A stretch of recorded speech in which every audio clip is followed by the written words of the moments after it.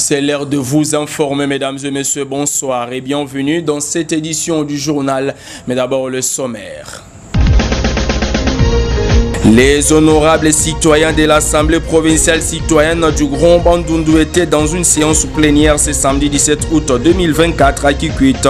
La problématique de l'insécurité à Kikwit était donc au centre de cette quatrième session. Monsieur Daniel Ndombe Lusakumunu a présenté ses civilités vendredi aux autorités politico-administratives de la province du Kwilu. Les informations phares de l'Afrique Monde, le fruit et œuvre de nos confrères de VO Afrique. Ça sera tout pour les titres, mesdames et messieurs. À présent, je vous propose de suivre les détails.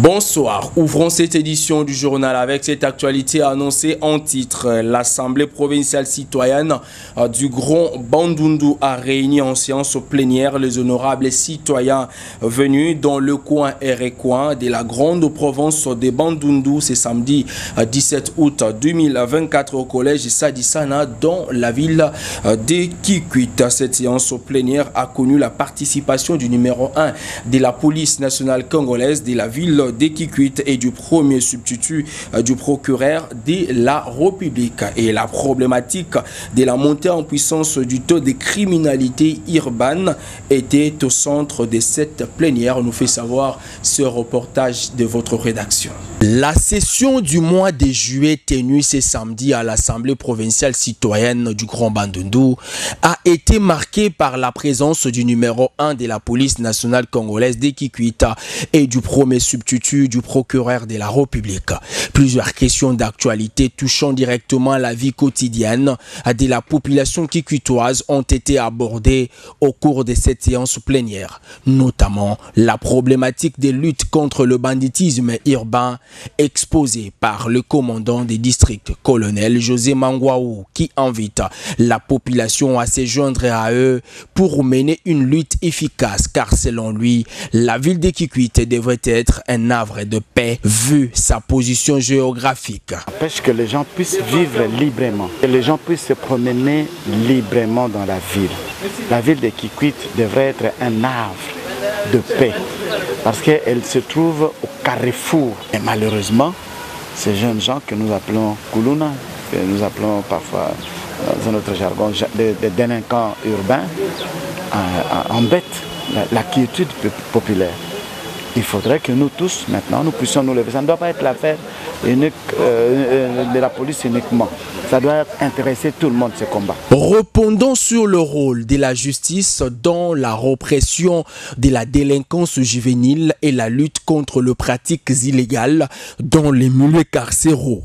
Le premier substitut du procureur de la République, M. Tchubangu Mpanga Théophile, a insisté lui aussi sur l'aspect collaboration entre l'appareil judiciaire et la population. Nous avons invité la population que vous représentez valablement ici de pouvoir toujours nous alerter. Nous alerter signifie quoi? Le ministère public reçoit les plaintes, il reçoit les dénonciations. Et nous sommes aussi interpellés de pouvoir agir spontanément, c'est-à-dire par la saisine d'office, parce que parmi les missions, les attributions du ministère public, il y a ce qu'on appelle rechercher les infractions. En tout cas, je dirais ici que c'est un cas de conscience. Nous allons rapporter à monsieur le procureur tout ce qui nous a été peut-être soumis comme étant préoccupation. Signalons cependant comme mémorandum des dénonciations face à la persistance de la perception des frais aux agences de voyage qui quittent Kinshasa par la DGM a été approuvé par les honorables citoyens en plénière et sera déposé au parquet dans un futur proche. Et vous le savez, le président de la République démocratique du Congo, Félix Antoine Tshisekedi Tshilombo, a pris part à la cérémonie d'ouverture du 44e sommet de la SADC organisé ce samedi 17 août 2024 au Zimbabwe. Un sommet placé sous les thèmes à promouvoir l'innovation en vue de découvrir des nouvelles perspectives de croissance et de développement économique durable en faveur de l'industrialisation de la SADC, nous fait savoir ces reportages. Tous ou presque ont répondu à l'invitation leur adressée par le Zimbabwe, pays hôte du sommet de la SADC pour la première fois dans sa capitale Harare. Le 44e sommet ordinaire de la SADC se tient à un moment particulier où les défis économiques, politiques et sécuritaires se multiplient en Afrique australe. Dans leur traditionnelle allocution d'ouverture, les dirigeants de l'Afrique australe se sont félicités des efforts fournis par les pays membres dans la promotion de la paix, de la stabilité et du développement, nonobstant quelques défis majeurs de pacification dans l'est de la République démocratique du Congo ainsi qu'au Mozambique. Les dirigeants de la SADC se sont montrés préoccupés par la détérioration de la situation dans l'est de la République démocratique du Congo, marquée par des attaques répétitives de la population par les dieux RDF M23. Ils ont appelé à une action collective, à un engagement renouvelé des États membres pour faire face aux menaces régionales. Les 16 ont aussi pris l'engagement d'appuyer la République démocratique du Congo dans la lutte contre l'épidémie des monkeypox.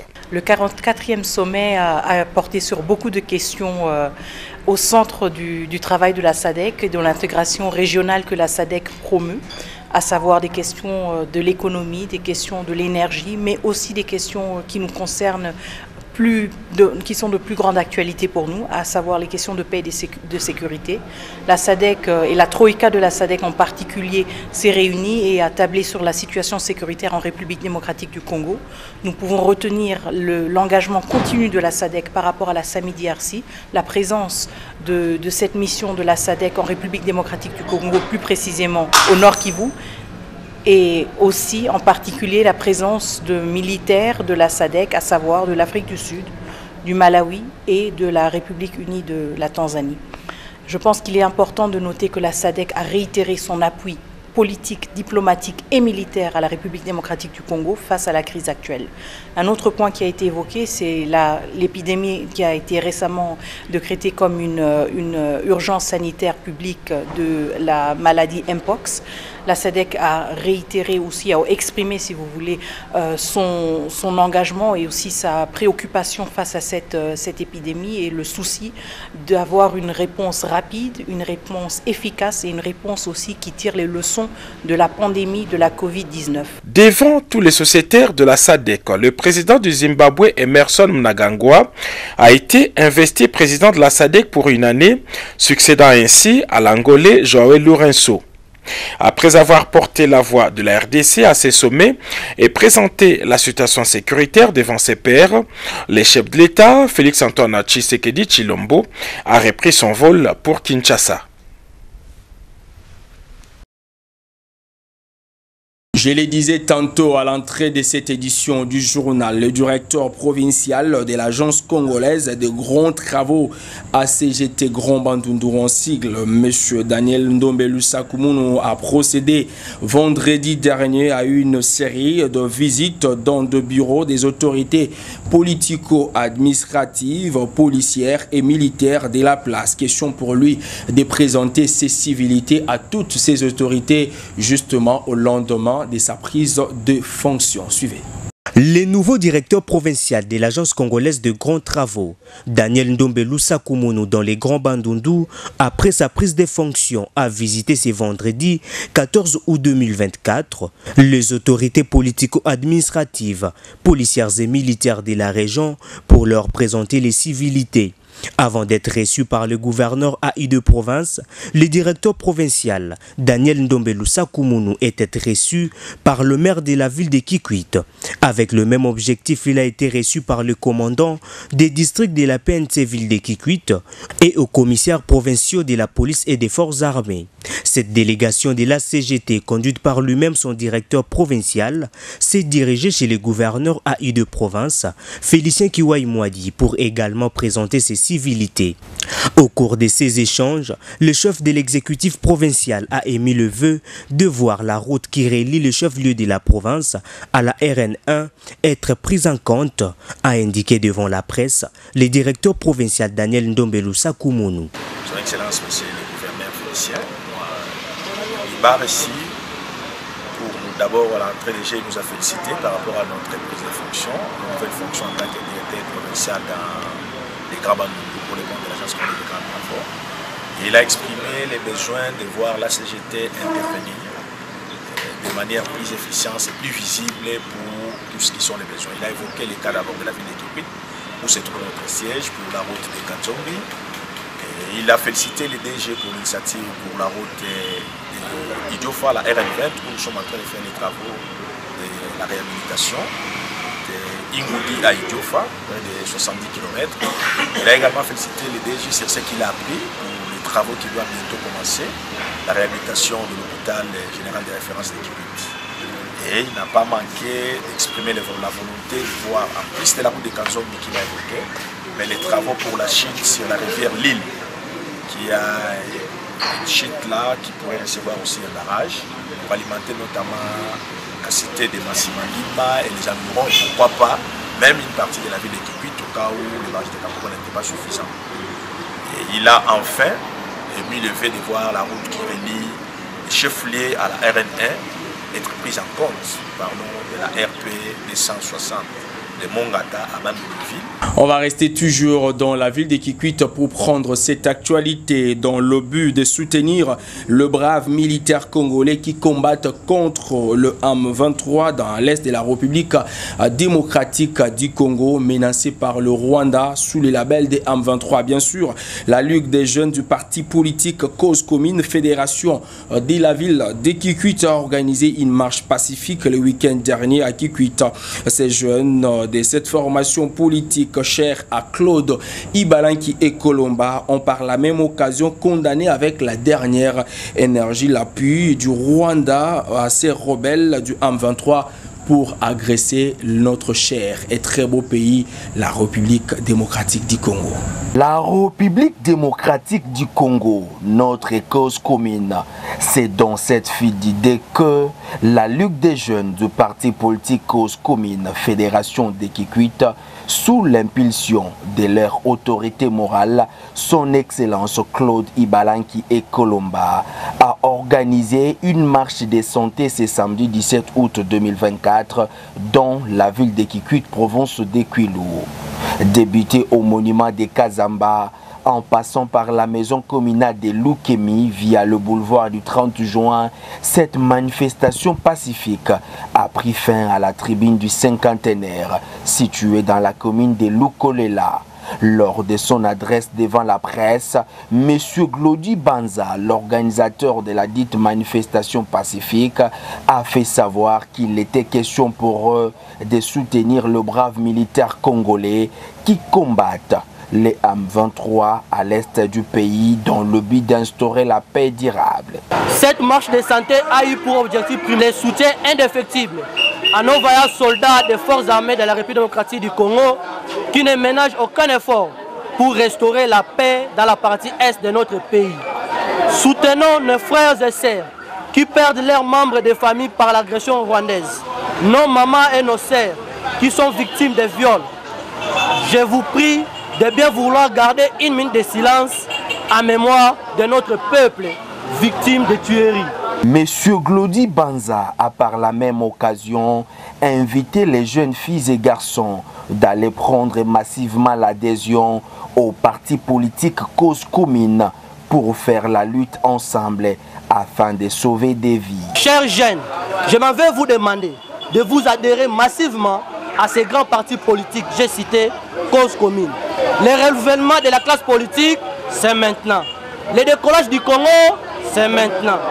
C'est pourquoi son Excellence Claude Ibalanki et Colomba, autorité morale, a dit: les grands moments, c'est quand on passe de l'espoir à la réalité, du rêve au tangible, de l'abstrait au concret.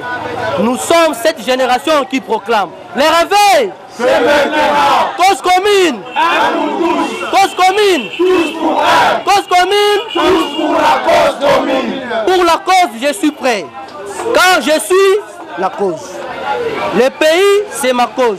Le peuple, ma cause. La terre, ma cause. Signalons cependant que la marche s'est clôturée dans la quiétude la plus totale. Et pendant 7 ans, le bureau provincial de la société civile du Nord Kivu demande au gouvernement de la République démocratique du Congo de stopper avec les cessez-le-feu sur toutes les lignes de front contre le rebelle rwandais du M23, RDF et AFC, car il est à leur bénéfice. Ils l'ont fait savoir dans une alerte faite le lundi à Goma. Suivez. Non, de constater que les groupements stratégiques de Binza venait de passer plus d'1 an, état abandonné par les FRDC et laissé sous le contrôle de VDP Ouazalendou, mal équipé et mal organisé au vie et aussi du gouvernement. Cet aspect expose déjà le village de Butembo et de Beni aux avancées du M23 RDF-FC qui pourrait se servir du lac Édouard à Nyakakoma et Vichumbi pour y parvenir. Le gouvernement s'est beaucoup focalisé sur le respect d'un cessez-le-feu unilatéral et imaginaire qui les lie, les met, et le FRDC qui met en danger ses citoyens et citoyennes, assez y compris son territoire national. Le gouvernement est-il en train de préparer stratégiquement la population du Nord Kivu dans son intention de céder aux demandes du M23 AFC? Le bureau de la coordination provinciale de la société civile force vive du Nord Kivu recommande au chef de l'État et commandant suprême de FRDC et de la PNC de mettre fin au cessez-le-feu unilatéral observé par le FRDC et ordonner urgemment l'organisation des opérations militaires foudroyantes généralisées sur toutes les lignes de front en vue de reconquérir tous les espaces sous l'emprise de l'ennemi. Organiser un suivi de proximité des opérations militaires afin de rassurer leur effectivité et de la bonne gestion des moyens qui y sont affectés. Au chef d'état-major général de FRDC de procéder à la suppression de plusieurs commandements et remettre tout au seul commandement de la 34e région militaire, comme ce fit en 2013, où les bons résultats ont été palpables. À la population civile, se préparer pour des manifestations populaires afin de demander la paix et la sécurité dans notre province martyre du Nord Kivu. Face à présent aux actualités phares de l'Afrique au monde, le fruit de nos confrères de VOA. Merci de l'avoir suivi et bonne suite des programmes sur votre chaîne.